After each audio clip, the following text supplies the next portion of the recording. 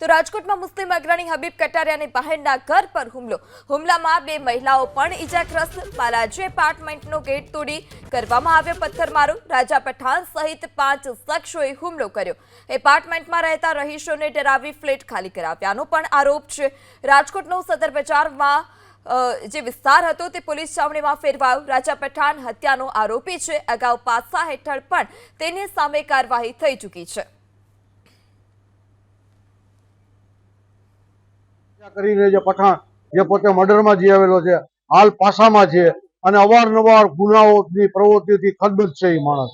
અને એ માણસનો એટલો બધો ત્રાસ છે કે નીચે ગોપાલ બ્રધર્સ છે એને પણ બાજુમાં સ્કૂટરો પડ્યા હોય, પાર્ક કરેલા હોય તો ફેંકી દે।